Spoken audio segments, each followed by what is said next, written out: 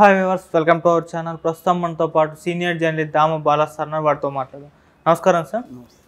Sir, మంత్రి రోజా గారు ఒక సంచలన స్టేట్మెంట్ ఇచ్చారంట కదా, నగరిలో కానీ తనకు కానీ సీట్ ఇవ్వకపోతే ఊరుకునేది లేదు అని అన్నారంట కదా, మరి నిజమేనా సార్? అంటే గత కొంతకాలం నుంచి నగరిలో రోజాకి సీటు ఇవ్వరు అని ఒక ప్రచారం జరుగుతుంది. ఎందుకంటే జగన్ ఎవరు ఊహించని కొన్ని డ్రాస్టిక్ చేంజెస్ చేస్తున్నాడు వైసీపీలో. అంటే నిజానికి ఆయన ఎప్పటి నుంచో హింట్స్ అయితే ఇస్తున్నాడు. చాలా కాలం 8 months బ్యాకే ఆయన చాలామంది ఎమ్మెల్యేలకి వాళ్ళ మీద వచ్చిన సర్వే రిపోర్ట్లు వాళ్ళ ముందు పెట్టి, ఇది మీ మీద వచ్చిన పెర్ఫార్మెన్స్ రిపోర్టు, మీరే చూడండి, ఇదేమన్నా తప్పు అయితే మీరు చెప్పండి నాకు, మేము మా వాళ్ళు చేసిన నివేదికలు తప్పు అయితే ఎలా తప్పో నువ్వు నాకు కన్విన్స్ అయ్యి అనేది ఆయన మాట్లాడాడు. ప్రతి క్యాండిడేట్తో కూడా వాళ్ళని కూర్చోబెట్టుకొని నివేదికలు వివరించి, మీ పెర్ఫార్మెన్స్ కరెక్ట్గా లేదు, మీరు ప్రజలతో మమేకం అవ్వతా లేరు, మీ మీద అనేక ప్రాబ్లమ్స్ ఉన్నాయి, సో మీరు ఇలాగే ఉంటే గెలవడం కష్టం, ఇలాగే ఉంటే నేను సీట్ ఇవ్వడం కూడా మీకు ఇబ్బంది అవుతుంది, మీరే చెప్పండి, సో మీకు టైం ఇస్తున్నాను, సో మీరు మిమ్మల్ని తీసేయాలని నాకు లేదు, సో కానీ మీ పెర్ఫార్మెన్స్ బాగాలేకపోతే నేను ఓడిపోయే క్యాండిడేట్కి నేను ఇవ్వలేను కదా, నా ప్లేస్లో నువ్వు ఉన్నా ఇవ్వలేవు, కాబట్టి మీరు వెళ్ళి బెటర్గా దీన్ని ఇంప్రూవ్ చేసుకోండి, టైం ఉంది అనేది చాలామందికి ఇచ్చి చెప్పాడు. దాంతో పల్లె నిద్ర అని, గడపకు ఇది ఎమ్మెల్యేలు వెళ్ళడం ప్రభుత్వం అని, సురక్షా కార్యక్రమం, రకరకాల కార్యక్రమాల్లో ఎమ్మెల్యేలని ఇన్వాల్వ్ చేయడానికి కోసమే అవన్నీ పెట్టాడు. ఇప్పుడు కూడా సామాజిక సాధికార యాత్ర కూడా అందుకే పెట్టింది. ఎంపీలు ఎమ్మెల్యేలు ప్రజల్లో ఉండడానికి ఆయన కొన్ని డిజైన్ చేసి ఇచ్చాడు వాళ్ళకి.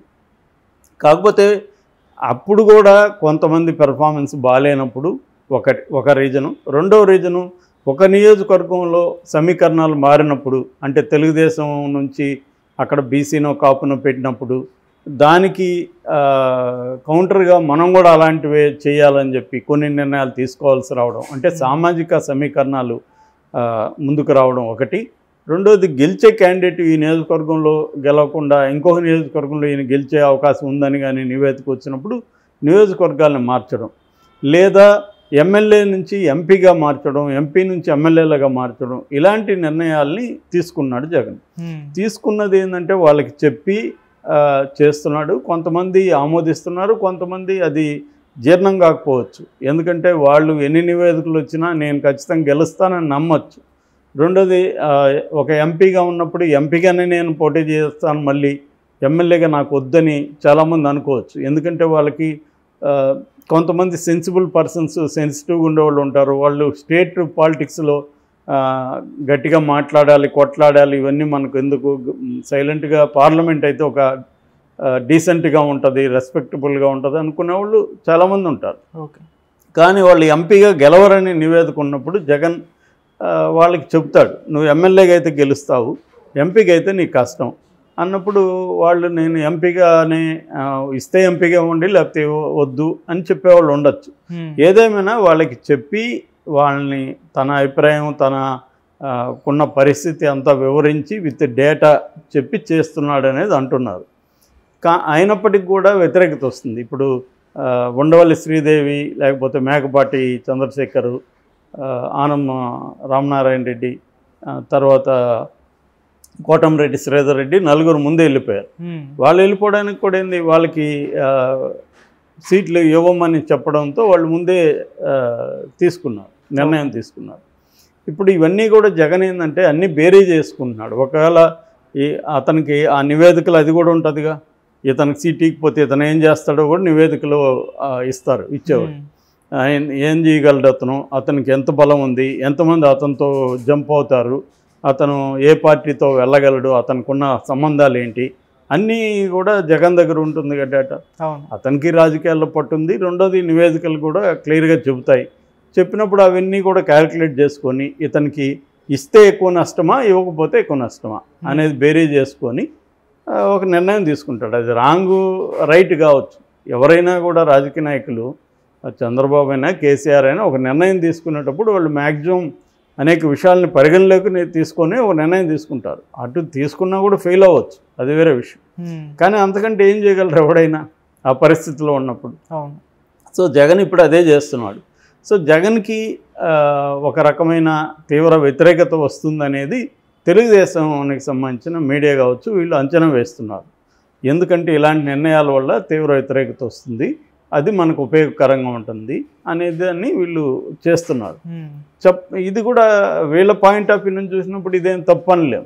ఎందుకంటే ఇక్కడ ఒక 2 పొలిటికల్ పార్టీలు ఉన్నప్పుడు ఒక పొలిటికల్ పార్టీ స్ట్రాటజీస్ని తమకు అనుకూలంగా మలుచుకోవడానికి ఇంకొక పొలిటికల్ పార్టీ ట్రై చేస్తుంది. అది ఎవరైనా చేసే పని అది. సో ఈ కాంటెక్స్లో చిత్తూరు జిల్లా గురించి వస్తున్న వార్త ఏంటంటే అక్కడ పెద్దిరెడ్డి రామచంద్రారెడ్డి, కుప్పంలో భరత్ చంద్రబాబుకి వ్యతిరేకంగా నిలబడిపోయే క్యాండిడేట్, వీళ్ళిద్దరిని తప్ప మిగతా వాళ్ళ విషయంలో క్లారిటీ లేదు, అందరూ కూడా గందరగోళంలో ఉన్నారు రోజాతో సహా అనేది ఒక వార్త వినిపిస్తుంది. రోజా పరిస్థితి ఏంటంటే ఆమె 2004లో నగరి నియోజకవర్గంలో నిలబడింది. అప్పట్లో రెడ్డివారి చెంగారెడ్డి, మా ఊరు అక్కడే ఉంటుంది, రెడ్డివారి చెంగారెడ్డి కొప్పేడు అంటారు, మాది పక్కన శ్రీరామపురం. సో మా ఊరు పక్కనే రెడ్డివారి చెంగారెడ్డి. ఆయన చాలా కాలం మినిస్టర్గా కూడా పనిచేశాడు చెన్నారెడ్డి గవర్నమెంట్లో, ఆ తర్వాత కూడా. సో ఆయన స్థానికంగా మంచి పట్టు ఉంటుంది ఆయనకి. సో ఆయన మీద పోటీ చేసి ఈమె 5,000 ఓట్ల తేడాతో ఓడిపోయింది. దాంతో మళ్ళీ చంద్రగిరికి పంపించారు ఈమె. అప్పుడు తెలుగుదేశం తరఫున, ఆయన కాంగ్రెస్ నుంచి. మళ్ళీ ఈమె చంద్రగిరిలో పోయి చంద్రగిరిలో కూడా ఓడిపోయింది. దాని తర్వాత వైసీపీలోకి వచ్చి 2014లో ఇక్కడ గెలిచింది, ఇక్కడ నిలబడింది ముద్దుకృష్ణనాయుడు మీద. ముద్దుకృష్ణనాయుడు మీద ఒకసారి ఓడిపోయింది, రెండోసారి మళ్ళీ గెలిచింది.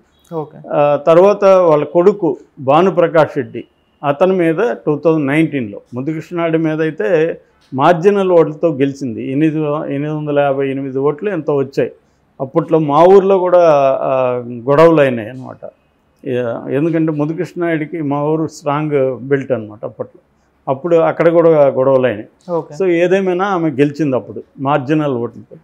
ఆ తర్వాత మొన్న కూడా 2019లో కూడా 2,700 చిల్లర ఓట్లతో ఆమె భానుప్రకాష్ రెడ్డి మీద గెలిచింది.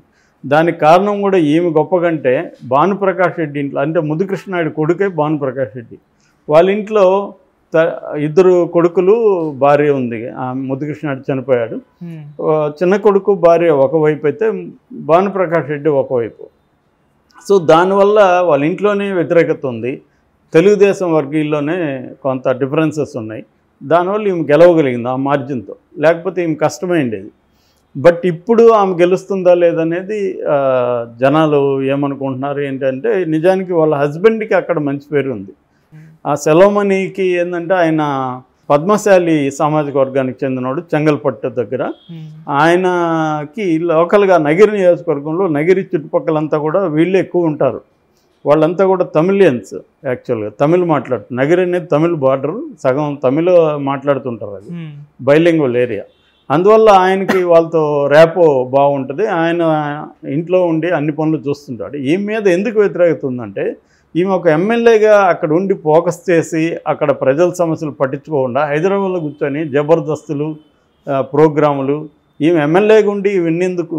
దట్ ఈజ్ ఆమె చేసిన మేజర్ మిస్టేక్. ఏంటంటే ఎమ్మెల్యేగా ఉన్నప్పుడు ఎమ్మెల్యేగా ఉండు, మళ్ళీ ఈ జబర్దస్త్ కార్యక్రమాలంతా దానివల్ల చీప్ ఇదైపోయింది. రెండోది ప్రజలకు అందుబాటులో లేకుండా పోయింది. ఎప్పుడైనా ఎమ్మెల్యేగా ఎందుకు ఇస్తారు? మనకి ప్రజల సమస్యల్ని పరిష్కరించడానికి, ప్రజల అక్కడ ఉన్న సంబంధించిన అభివృద్ధి యాక్టివిటీస్ని ముందుకు తీసుకెళ్ళడానికి కదా ఎమ్మెల్యేగా ఇస్తారు. అది చేయకుండా ఏమే భర్తకు వదిలేసి ఇక్కడొచ్చి హైదరాబాద్లో కూర్చొని ఎప్పుడు చూసిన టీవీల్లో కనబడుతుంది, ఈ ప్రోగ్రాములు చేసుకుంటా ఉన్నది. ఆ మినిస్టర్ అయినాకనే ఇవి ఆపింది. That is the wrong. అది ఆమె చేసిన పని. ఆమెకు ఒక మంచి అవకాశం వచ్చినప్పుడు దాని మీద ఫోకస్ చేసి ఉంటే ఆమెకు మంచి భవిష్యత్తు ఉండేది. అది చేయలేదు. అందువల్ల క్రిటికల్ పొజిషన్ అయితే ఉంది. కాకపోతే ఆమె ఒక ప్రశ్న అడిగింది ఇప్పుడు ఇంటర్వ్యూలో. ఆమె అయితే మీరు అడిగినట్టుగా నాకు ఇకపోతే ఊరుకోననేమి అనలేదు. నేను ఆ వీడియో చూశాను. ఆ వీడియోలో ఏమంటుందంటే, మీ పచ్చ మీడియా ఆనందం పొందుతుంది, నాకు ఇవ్వరని, నాకు ఇస్తారని మా అందరికీ తెలుసు, ఇవ్వకపోయినా కూడా మేమేమి బాధపడము, జగనన్న గెలిపే మాకు కావాలి అని అంటుంది. కానీ ఆమె ఖచ్చితంగా ఇవ్వకపోతే గొడవ చేసే అవకాశాలు అయితే ఉన్నాయి. ఆమె ఏమంటుందంటే, నేను ఇక్కడ పోటీ చేయకపోతే రామోజీరావు చేస్తాడా, రాధాకృష్ణ వచ్చేస్తాడా అని కూడా అడిగింది ఆమె. అంటే ఆల్టర్నేటివ్ క్యాండిడేట్ అయితే ఇమ్మీడియట్గా అక్కడ ఎవరు లేరు నాకు తెలిసి కూడా. మరి జగన్ ఏం ఆలోచిస్తున్నాడు, నివేదికలు ఏమున్నాయనేది తెలీదు. ఇప్పటికిప్పుడైతే ఆల్టర్నేటివ్ క్యాండిడేట్ అక్కడ రెడీగా అయితే లేరు, ఈమె కాకుండా వైసీపీలో. అక్కడ వాళ్ళ నగరిలో కొంత ఈమెకి వ్యతిరేక వర్గం కూడా ఉంది. వాళ్ళని కలపడానికి కూడా జగన్ కూడా మొన్న ట్రై చేశాడు. అదొక ప్రాబ్లం ఉంది రోజాకి. లోకల్గానే ఒక వ్యతిరేక వర్గం వైసీపీలోనే ఆమెకు ఉంది. దానివల్ల ఆమె కొన్ని ఇబ్బందులు అయితే ఉన్నాయి. అట్లాగే పెద్దిరెడ్డి రామచంద్రారెడ్డి కూడా ఈమెకి టికెట్ ఇవ్వడం పట్ల వ్యతిరేకత ఉందని చెప్తున్నారు. కానీ జగన్ అయితే ఈసారి ఏ రకమైన మొహమాటాలకు పోదలుచుకోలేదని క్లియర్ అవుతుంది. ఆ రకంగా ఇంక వేరే ఆల్టర్నేట్ లేదు, ఈమెకి ఇచ్చి గెలిపించడానికి చేద్దాం అనుకుంటే ఇస్తాడు. లేకపోతే మాత్రం నగిరి నియోజకవర్గంలో కొద్దిగా ఇబ్బందులు అయితే ఉన్నాయి రోజు. Okay, thank you sir.